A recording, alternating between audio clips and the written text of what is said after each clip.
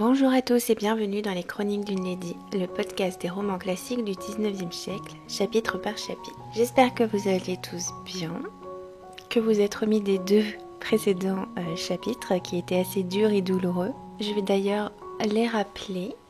Dans le chapitre 32, le colonel Brandon raconte sa triste histoire amoureuse ainsi que la vérité sur le caractère de Willoughby. Dans le chapitre 33, Elinor raconte toute l'histoire du colonel Brandon à sa sœur. Marianne se calme en apprenant l'histoire et a maintenant un profond respect pour le colonel Brandon.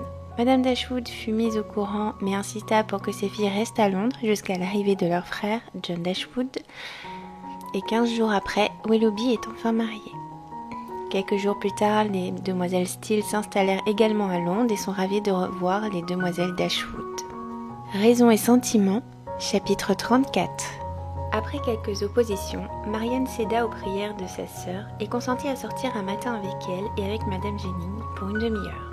Elle émit la condition de ne faire aucune visite et d'accompagner seulement sa sœur jusqu'au bijoutier. Quand elles arrivèrent à la porte, Madame Jennings se rappela qu'elle désirait voir à l'autre bout de la rue une dame de sa connaissance. Et comme elle n'avait rien à faire chez le bijoutier, elle dit à ses jeunes amies qu'elle viendrait les y reprendre après avoir fait sa visite.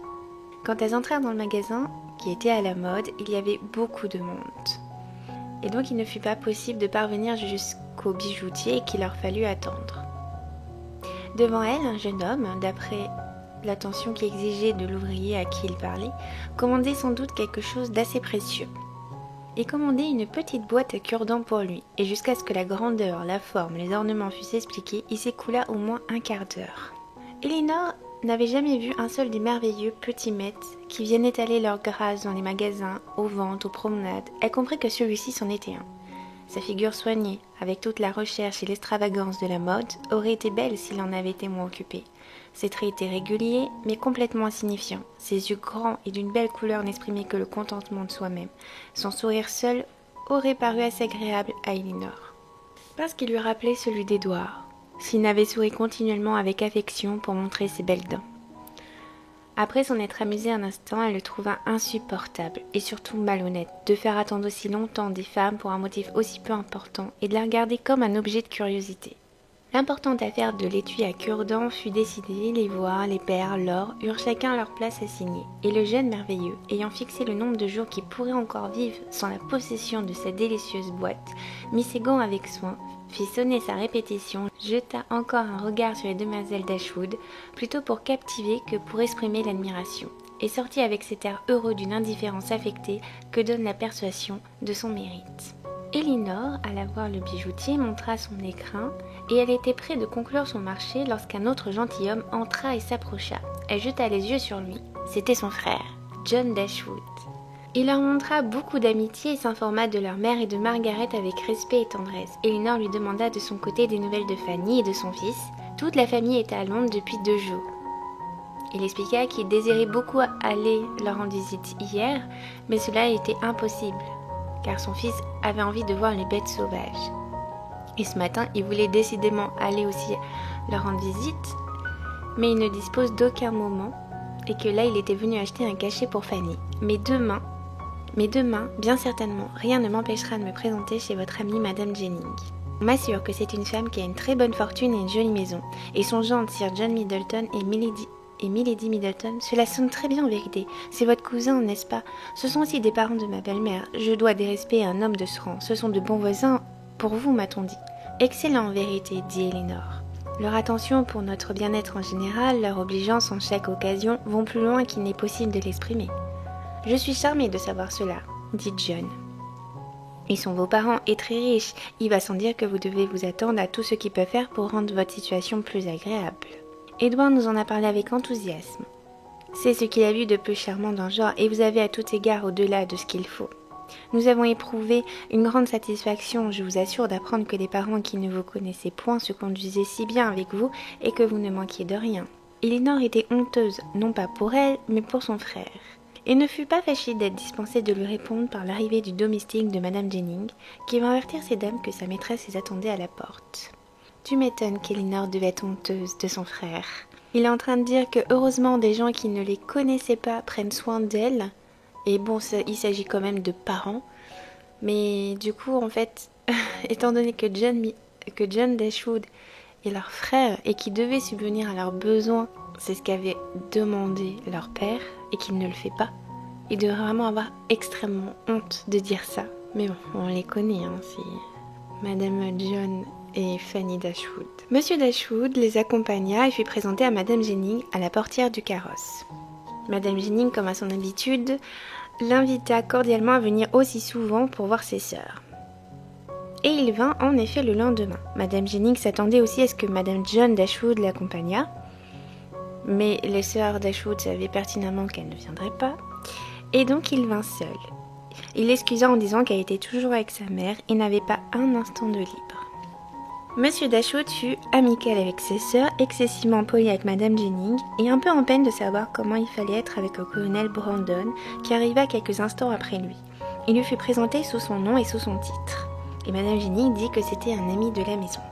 Mais cela ne suffisait pas pour John de régler le degré de politesse. Il fallait savoir au juste combien il avait de revenus. Aussi se contenta-t-il de le regarder avec curiosité et d'être honnête, de manière à pouvoir ensuite l'être plus ou moins, suivant l'importance de ses rentes évidemment. Après être resté une demi-heure, il se leva et pria Elinor de venir avec lui pour l'introduire chez Sir John et Lady Middleton. Le temps était beau, elle y consentit et prit le bras de son frère. Et il demanda à Elinor qui est donc ce colonel Brandon. A-t-il une fortune ? Oui, il a une belle terre. J'en suis charmée, et je le crois un très bon caractère, et d'après la manière dont il vous a salué, je pense que je puis vous féliciter sur l'espoir d'un bon établissement. Mon frère, que voulez-vous dire ? Il vous aime, cela n'est pas douteux. Je l'ai bien observé, j'en suis convaincue. À combien se monte sa fortune ? Elinor répond, on dit qu'il a 2000 livres de revenus. 2000 livres ? Oh, comme si son... Je voudrais pour vous qu'il en ait le double. Je vous en remercie pour lui, dit Elinor. Mais pour moi, cela m'est assez égal. Je suis sûre que Colonel Brandon n'a pas la moindre intention de m'épouser. Vous vous trompez, Elinor. Vous vous trompez beaucoup. Avec un peu de soin, vous vous assurez cette conquête. Peut-être n'est-il pas encore décidé. Votre peu de fortune peut le faire balancer.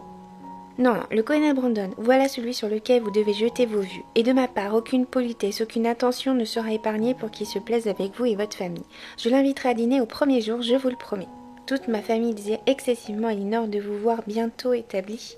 Fanny particulièrement, et sa mère aussi, Madame Ferrare. Elle disait l'autre jour qu'elle donnerait tout au monde pour vous voir bien mariée. Elinor pensa à tout autre qu'à son fils. Mais elle ne le dit pas, évidemment. Et elle ne répondit rien. John Dashwood continue. Ce serait une chose très remarquable et très plaisante d'avoir 2 noces en même temps dans la famille, et que Fanny mariât son frère et moi ma sœur, cela n'est pas impossible. Est-ce que Monsieur Ferrare doit se marier ? Demanda Elinor. Ce n'est pas encore conclu, mais il en est fort question. Il a une si excellente mère. Et elle lui donnerait 1000 livres sterling par an si ce mariage se fait. Aussi est-ce un parti qu'il ne faut pas laisser échapper. C'est Mademoiselle Morton, la fille unique du feu Lord Morton, qui aura le jour de son mariage 30 000 livres. Edward, comme vous le savez, est très aimable. Il a un bon caractère, tout ce qu'il faut pour rendre une femme heureuse. Ainsi, c'est un mariage très bien assorti des 2 côtés, et qui se fera sûrement. Alors là, on apprend qu'apparemment, Edward est déjà promis par sa mère à une autre demoiselle, et Mademoiselle Morton, s'il ne s'agit pas de Mademoiselle Steele. À mon avis, ça va poser un souci. Alors, est-ce que du coup, Elinor va prévenir Lucy Steele que Madame Ferrare a des vues sur une autre demoiselle pour son fils ? Donc là, il y avait déjà Madame Steele qui était Lucy qui était promue pour être la femme d'Edward. Maintenant, s'il y a une autre demoiselle, ça fait beaucoup. On va voir ce qu'il en est par la suite. Elinor parle ensuite, étant donné que John Dashwood parle beaucoup d'argent, Elinor lui pose une question. Est-ce que vous auriez fait quelques paires d'argent, essuyé quelques banqueroutes ? Non, non, rassurez-vous, dit-il. Je ne place mon argent qu'en lieu sûr. Il n'y a rien à craindre. Mais ces temps-ci, il y a beaucoup de dépenses, surtout en arrivant à Londres. Voyez, il faut un cachet neuf à Fanny. Je veux aussi vous donner, mes chères sœurs, à chacune une petite paire de boucles d'oreilles. Non, non, mon frère, rassurez-vous. Nous n'en avons pas besoin du tout. Notre bonne maman a voulu absolument nous donner quelques-uns de ses bijoux, plus que nous n'en voulions, et je les ai fait remonter. Bien, fort bien, j'en suis charmée. Enfin, vous avez vu ma bonne volonté. Vous auriez eu déjà quelques petits présents de ma part si je n'avais pas eu de grandes dépenses à faire à Norland. À Norland, avez-vous fait des changements ? Oui, quelques-uns, répond Sir John. D'abord des emplettes considérables de linge, de porcelaine, de meubles pour remplacer ceux que notre respectable père a légués à votre mère. J'ai également coupé l'avenue des grands ormes et beaucoup éclairci le bois de chêne. J'ai fait ôter tous ces vieux châtaigniers que Marianne trouvait si beaux. Vous ne sauriez croire comme c'est plus joli à présent que tout est découvert. J'ai vendu tous ces bois. N'ai-je pas bien fait, Elinor, qu'en dites-vous? Elinor ne répondit pas, et elle pensa à pauvre Marianne. Tu perds à la fois tout ce que ton cœur aimait. En effet, si vous vous rappelez la porcelaine de Chine, je pense qu'elle a dû lui casser les oreilles pour en avoir, donc il a dû tout racheter. Et comme les meubles, évidemment, a été légués à Madame Dashwood et qu'elle est partie, elle les a pris, ce qui était tout à fait logique. Donc il a fallu remeubler Norland Park. Et je pense que Fanny s'est fait très très plaisir. Et puis là, ils ont même coupé le jardin, les grands châtaigniers. Heureusement que Marianne et Elinor ne sont pas revenues à Norland parce que là, je pense que ça aurait été beaucoup trop pour Marianne. Sachant que c'était son coin préféré, favori pour se reposer et qu'elle trouvait ça mais merveilleux. Par la suite, John Dashwood dit « Vous avez aussi agi très prudemment en voulant avec cette Madame Jennings. Sa maison est très bien meublée. Son équipage annonce que ses affaires vont bien et c'est une connaissance qui peut vous être très utile pour le présent et pour l'avenir. Son invitation prouve combien elle vous aime, car enfin 2 personnes de plus dans un ménage sont quelque chose, mais à la manière dont elle parle de vous, je parie qu'elle ne s'en tiendra pas là, et qu'à sa mort vous ne serez pas oubliés. Elle laissera sûrement quelques bonnes sommes et j'en suis charmée pour vous. » Ce John Dashwood pense vraiment qu'à l'argent. Toutes les connaissances qu'il y a, que vous faites, enfin qu'il fait, doit lui servir par la suite. Il y a toujours il faut toujours que ça serve son intérêt. Il y a toujours un but derrière qui est caché. Comme Elinor le dit si bien, je pense que Madame Jennings ne laissera que ce qui doit revenir à ses enfants. Et nous remplaçons ses filles, mais seulement dans leur chambre et rien de plus. John Dashwood dit que ses filles sont très bien mariées et je ne vois pas la nécessité de leur donner plus qu'il ne leur revient de droit. Bah si, justement, ça leur revient de droit parce que c'est ses filles. Donc en quoi les demoiselles Dashwood doivent obtenir la part de ses filles en fait. Ça c'est juste pour se rassurer parce qu'il a absolument rien donné aux demoiselles Dashwood, qu'il n'est absolument pas là pour eux, pour elles. Et il doit véritablement s'en vouloir et il essaye de se rassurer comme ça en fait. Et Elinor va même jusqu'à dire « Nous ne demandons que son amitié et pardonnez mon frère si je vous avoue que votre intérêt pour notre prospérité va beaucoup trop loin. » Et là-dessus, John Dashwood change de discussion et dit « Ma chère Elinor, qu'arrive-t-il donc à Marianne ? Elle n'est plus la même, elle a perdu ses belles couleurs, elle a maigri, ses yeux sont battus. Elle n'a plus de gaieté, de vivacité, est-elle malade ? Oui, elle n'est pas bien, elle a depuis quelques semaines des maux de nerfs et de tête. » Et John précise « Je pense aussi qu'elle trouverait bientôt un bon parti. Je me rappelle que Fanny disait souvent que, quoi qu'elle fût votre cadette, elle se marierait plus tôt et mieux que vous. Elle s'est trompée cependant, c'est tout au plus à présent si Marianne trouvera un parti de 5 ou 600 livres de rente. Et vous, Elinor, vous allez en avoir un de 2000. Je me réjouis beaucoup de voir votre belle terre. Dès que vous y serez établie, vous pouvez compter sur la visite de Fanny et sur la mienne. Nous serons charmés de passer là quelque temps avec vous et le bon colonel. » Elinor s'efforça très sérieusement de lui ôter l'idée que le colonel songeait à l'épouser, mais ce fut en vain. Ce projet lui plaisait trop pour qu'il y renonçât. Il persista à dire qu'il ferait tout ce qui dépendait de lui pour décider de la chose qui était déjà bien commencée et que dès le lendemain, il irait voir le colonel et lui ferait un bel éloge d'Elinor. Une fois arrivé chez Lady Middleton,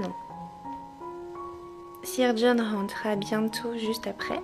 Elinor présenta son frère. Et des 2 côtés, l'on se fit beaucoup de civilité. Madame Middleton trouva sa tournure élégante et son ton parfait parce qu'il avait admiré son salon, et Monsieur Dashwood fut enchanté de tous les 2. « Quel charmant récit j'aurai à faire à Fanny de ma matinée, dit-il à sa sœur, en la ramenant chez Madame Jennings, et comme elle en sera contente. Il n'y a que la santé de votre sœur, de la pauvre Marianne, mais elle s'en remettra.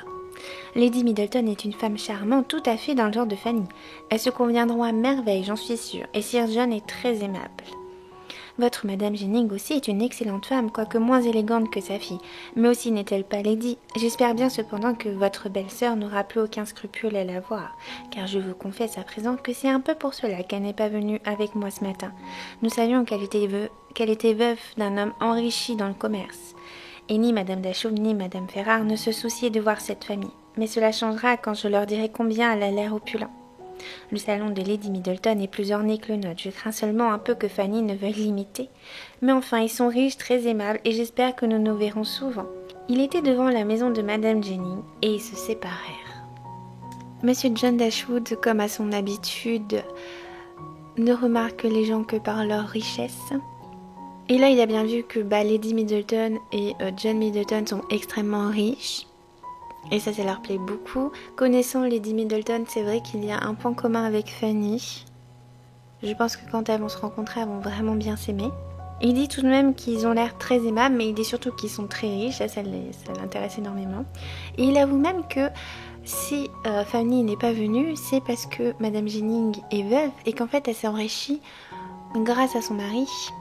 Mais bon, elle est quand même une lady et elle a quand même la prestance d'une lady, donc elle pourrait quand même venir la voir. Mais au départ, ils n'étaient pas partis pour la rencontrer.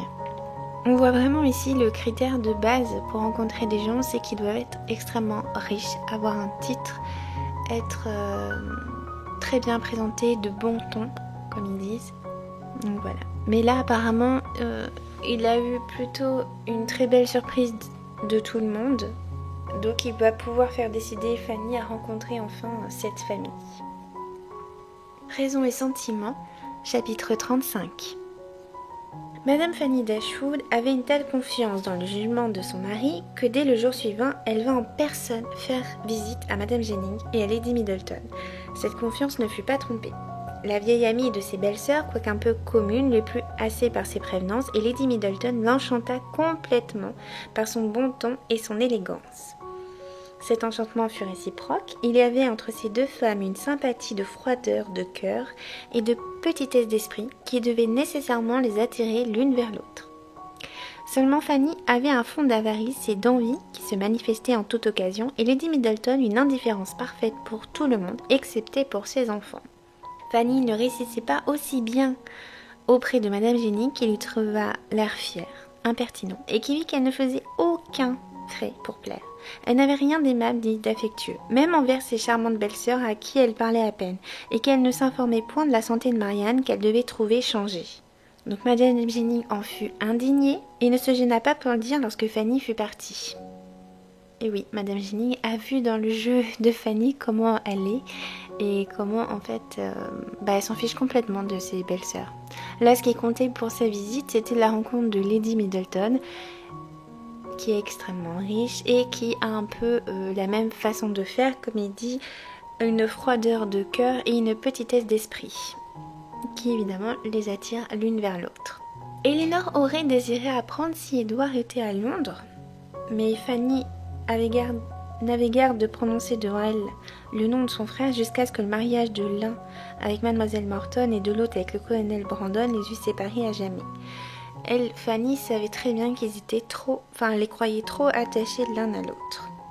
Mais Elinor apprit d'un autre côté ce qu'elle voulait savoir. Lucy Steele vint réclamer sa compassion sur le malheur qu'elle éprouvait de n'avoir pas encore vu son cher Édouard, bien qu'il fût venu à Londres avec monsieur et madame Dashwood, pour se rapprocher d'elle. Mais il n'osait pas venir la voir chez ses parents, qui ne le connaissaient point, et malgré leur mutuelle impatience, tout ce qu'il pouvait faire pour le moment, c'était de s'écrire tous les jours.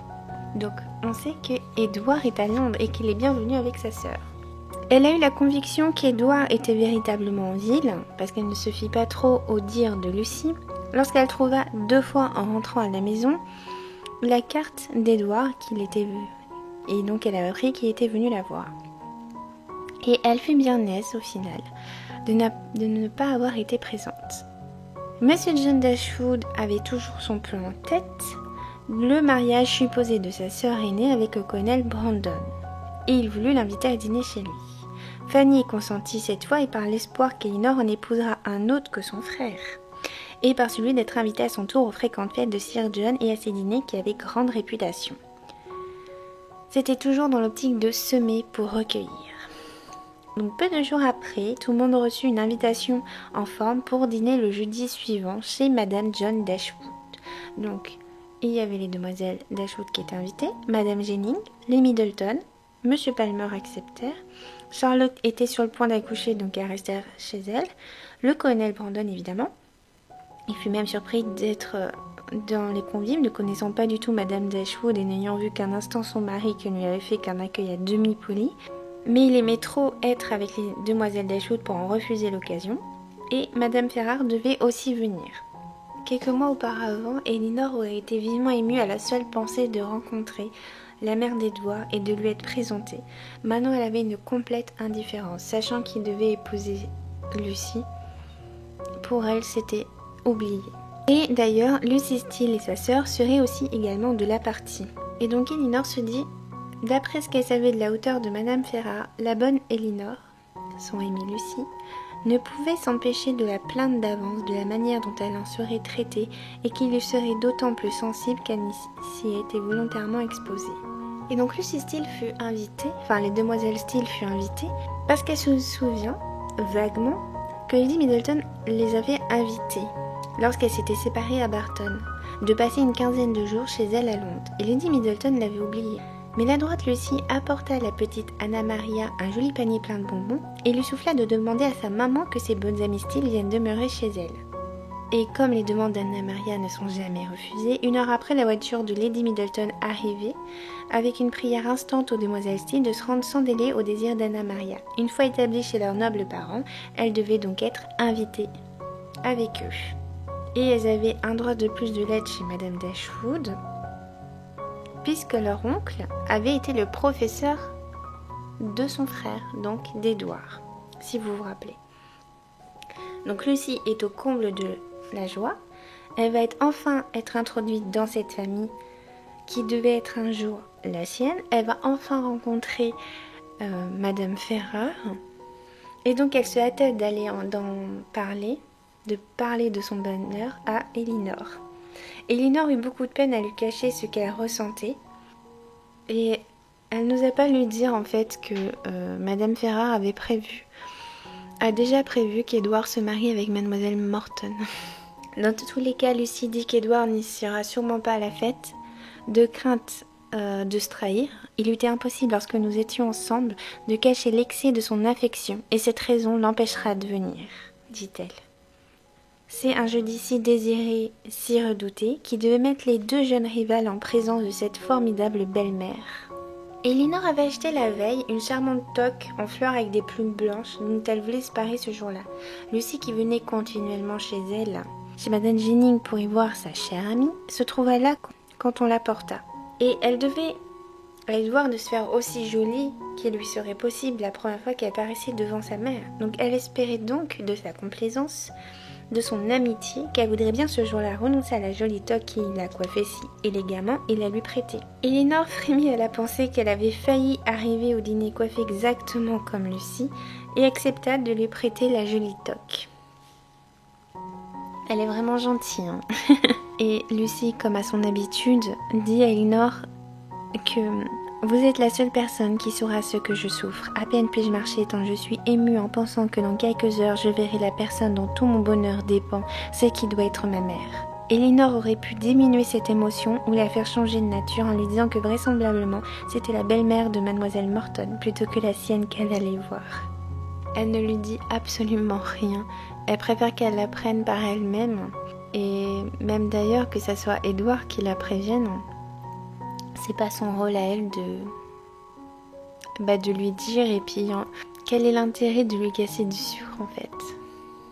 Ça ne change absolument rien, donc voilà. Enfin, tout le monde arrivait chez Madame John Dashwood. Sa mère, Madame Ferrars, étalée dans un grand fauteuil, sa chétive personne, et saluait à peine avec un air de protection. Elle était petite, maigre, se tenait extrêmement droite, avait de la raideur dans tous ses mouvements, sa physionomie était sombre, ou du moins très sérieuse. Elle ne se permettait de sourire que lorsqu'un sarcasme sortait de sa bouche, son teint était brun tirant sur le jaune, ses traits assez petits et sans beauté, et ses sourcils lui donnaient en échange une forte expression d'orgueil et même de méchanceté. Elle ne parlait pas beaucoup, elle proportionnait le nombre de ses paroles à celui de ses idées. Elle regardait les demoiselles Dashwood intérieurement avec dédain et malveillance. Cette conduite ne pouvait plus maintenant influer sur le bonheur d'Elinor. Peu de mois auparavant, elle en aurait été excessivement blessée et même affligée. Elinor ne pouvait s'empêcher de sourire de l'air affable et presque amical avec lequel la mère et la fille distinguaient Lucie et des peines que celle-ci se donnait pour leur plaire, peines qui allaient jusqu'à la bassesse. Madame Ferrare avait un petit bichon, ce l'être qu'elle put aimer et qui ne la quittait point. Lucie le caressait. Elle s'extasiait sur cette charmante petite créature, allait lui ouvrir la porte s'il voulait sortir, l'attendait pour la rapporter à sa maîtresse. Elle admirait la robe de Madame Ferrare, elle allait chauffer le coussin qui était sous les pieds de cette dame. Et à force de flatterie, Madame Ferrare lui adressa quelques mots obligeants et déclara que cette jeune demoiselle Steele avait le ton de la meilleure éducation. Les demoiselles Steele, dit Fanny à sa mère, sont les nièces de Monsieur Pratt, chez qui Édouard a étudié. Vraiment? Et connaissent-elles mon fils? Lucie répond très peu, madame, avec assurance. Nous ne demeurons pas auprès de mon oncle. Et Lucie redoubla ses flatteries. Elle était au 7e ciel, en se voyant ainsi distinguée, et ne daignait plus parler à Elinor. Anne elle-même se rengorgeait avec fierté en pensant qu'elle était la sœur de la future belle-fille de Madame Ferrare. Le colonel Brandon était placé entre les deux sœurs, et il se serait trouvé fort heureux si la politesse fastidieuse du maître et même de la maîtresse de la maison lui avait laissé le temps d'en jouir. Les meilleurs mets, les meilleurs vins lui étaient adressés. Monsieur Dashwood lui demandait son opinion sur tout, donc il n'avait vraiment peu de temps pour lui et pour discuter avec les demoiselles Dashwood. Le dîner était magnifique. Quand les dames se retirèrent après le dîner pour le café, à la grande satisfaction de Lucie, la toque avait été fort admirée et la simple coiffure d'Elinor, qui n'était que ses jolis cheveux bruns retenus par un fil de perles, regardée avec dédain. Donc Lucie s'est mise en avant avec sa toque, qui est de bon ton, qui est de la nouvelle mode, donc qui plaît énormément du coup à Madame Ferrare et Fanny et Lady Middleton, je pense. Et on se compare tout naturellement avec Elinor, qui n'a juste fait une coiffure qu'avec ses cheveux et a mis donc un fil de perles pour quand même décorer sa coiffure. Par la suite, on apprend que avant de quitter Norland, Elinor avait peint pour sa belle-sœur une paire de charmants écrans de cheminée. Ils venaient d'être montés dans le dernier goût, et les hommes étaient rentrés au salon et entouraient le feu. Et John Dashwood, allant toujours à son but, donc marier Elinor avec le colonel Brandon, en prit un et le montra au colonel. « Voyez, c'est ma sœur Elinor qui a peint cela. Vous qui êtes un homme de goût, vous les admirerez. Je ne sais si vous connaissez son talent pour le dessin, elle passe généralement pour en avoir beaucoup. » Le colonel, sans être grand connaisseur en peinture, les admira infiniment. La curiosité générale fut excitée et les écrans passèrent de main en main. Lorsqu'ils furent dans celle de Madame Ferrare, qui ne s'y entendait pas et ne pouvait se résoudre à louer Elinor, elle les fit passer à sa voisine sans un mot d'éloge. Et là Fanny dit « Ils sont peints par Mademoiselle Dashwood l'aînée, ne les trouvez-vous pas très jolis ?» Et ajouta « Regardez-les, maman, voyez si ce n'est pas à peu près le même genre de dessin que ceux de Mademoiselle Morton. Mais celle-ci peint encore plus délicieusement, le dernier paysage qu'elle a fait est extrêmement très remarquable. » Et voilà le pic. Évidemment, Elinor se demandait pourquoi elle était si gentille avec elle et lui faisait un compliment, mais non, c'était un compliment déguisé pour remettre en avant du coup les peintures et la délicatesse de Mademoiselle Morton.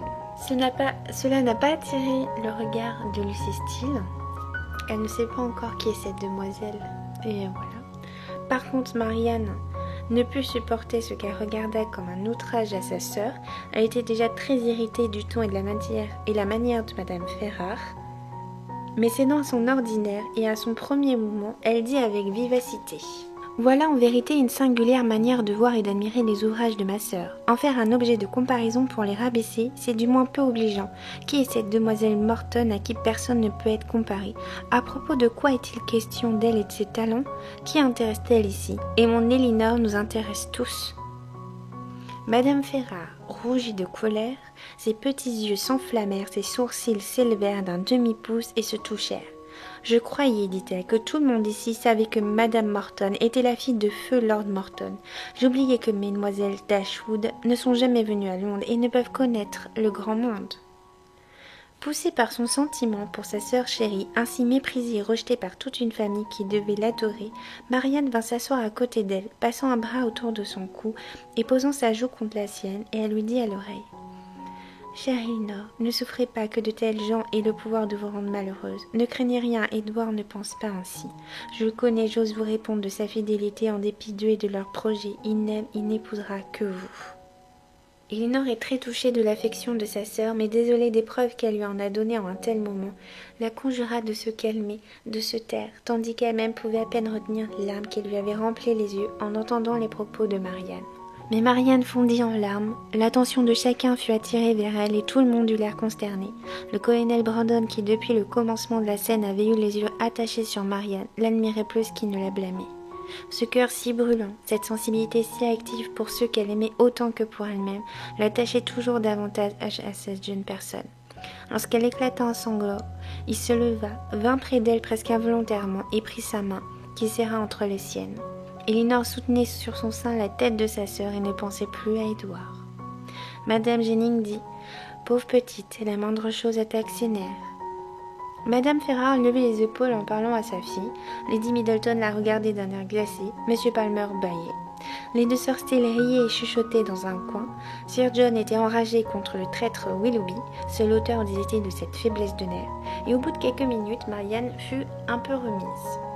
Après le thé, on arrangea diverses parties de jeu. Monsieur Dashwood ne voulait pas séparer sa sœur Elinor de son futur époux, le colonel Brandon, et donc joua avec Lady Middleton qui n'aimait que le casino. Donc Monsieur Dashwood se mit à côté du colonel pour lui apprendre le casino. Marianne était laissée seule à ses tristes pensées et ne s'en plaignait pas. Et au moment où il jouait, Fanny s'écria « Ah, voilà mon frère !» Elinor ne l'entendit que trop. Son sang reflua vers son cœur qui battit avec violence et ses yeux baissés sur ses cartes sans en distinguer une, elle s'efforça de reprendre son courage accoutumé. « Ah, vous voilà enfin, Robert. D'où diable venez-vous » Elinor respira. Ce n'était pas Édouard. Robert s'avança auprès de son beau-frère. Elle reconnut d'abord le merveilleux à la boîte à cure-dents qu'il avait si fort impatienté chez le bijoutier. Sans doute la reconnut-il aussi, et la salua d'une inclination de tête d'un air affecté. Son costume avait toute l'extravagance de la mode française encore exagérée et présentait vraiment quelque chose de ridicule. L'émotion d'Elinor avait fait place à l'étonnement. Elle ne pouvait comprendre que ce fût là le frère du simple, du timide Édouard. Robert se regarda donc toutes les demoiselles. Il repéra que la cadette avait l'air très malade. Et il regarda également la jolie toque à plumes de Lucie. « Cette petite personne est délicieusement coiffée, reprit-il, vraiment délicieusement. Cela vient de Paris, je crois l'avoir remarqué au magasin. Très jolie sur ma parole, du dernier goût. » Tout le monde demande s'il a vu Édouard, et il dit qu'il ne l'a pas vu et cela fait 8 jours. Il adressa ensuite quelques mots à Lucie sur sa délicieuse coiffure dont elle eut l'air flattée. Peu après les parties finirent et l'on prit congé les uns des autres au grand plaisir des deux sœurs pour qui la journée avait été ennuyeuse et pénible. Donc voilà le merveilleux avec sa boîte à cure-dents personnalisée, pleine d'or, de perles et qui avait pris tout son temps et qui regarde les gens de haut n'est autre qu'en fait le frère d'Édouard.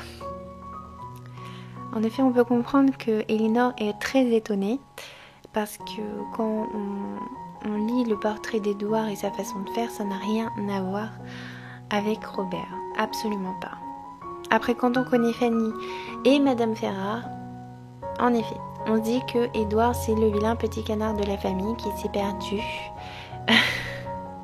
qui n'a absolument rien à voir avec elle, avec cette famille-là. Mais bon, c'est comme ça.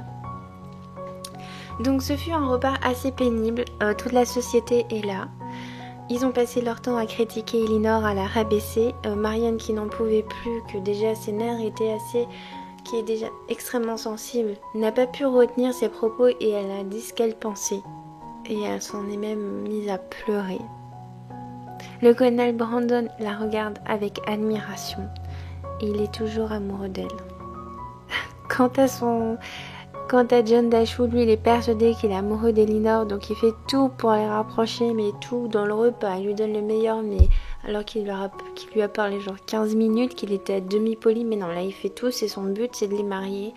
Donc il les met à côté, pour le même jeu, même s'il n'en a pas envie, il faut qu'ils soient ensemble. Donc c'est assez rigolo. Fanny, comme à son habitude,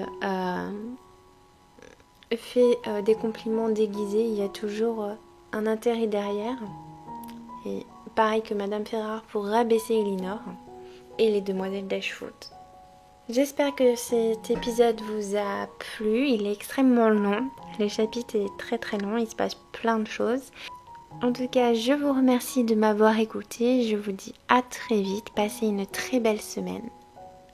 Et à très bientôt.